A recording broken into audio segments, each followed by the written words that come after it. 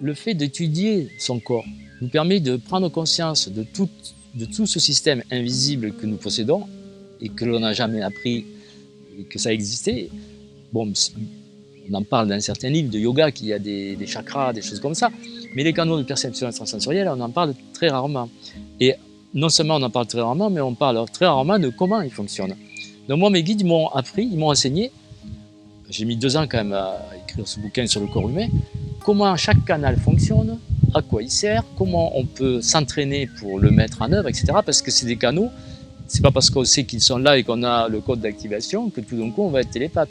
C'est un entraînement qui permet petit à petit de développer et d'ouvrir ses perceptions extrasensorielles. Et donc ça, c'est donné à tout le monde dans le sens où tous les humains, ils possèdent ces canaux. Donc potentiellement, tous les humains pourraient appréhender le monde invisible s'ils s'en donnaient la peine, mais la question qu'il faudrait réellement se poser, c'est est-ce que les humains ont vraiment envie de se donner la peine d'étudier le monde invisible? C'est-à-dire que est-ce que ça ne changerait pas trop leur paradigme de savoir qu'ils vivent dans un monde entouré de présences subtiles? Ça changerait complètement leur façon de voir.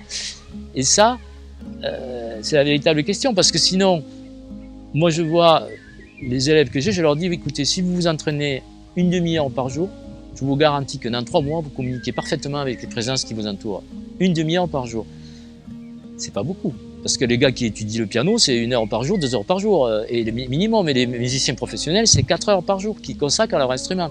Bon, moi, par exemple, je communique 4 heures par jour au moins avec des présences, voire 6 heures. Puisque toutes mes recherches sont basées avec elles, avec les présences. Même quand j'écris mes bouquins, c'est elles qui m'inspirent, etc. Mais si on consacrait ne serait-ce qu'une demi-heure à 1 heure par jour pour apprendre, au bout de 6 mois, tout le monde pourrait communiquer.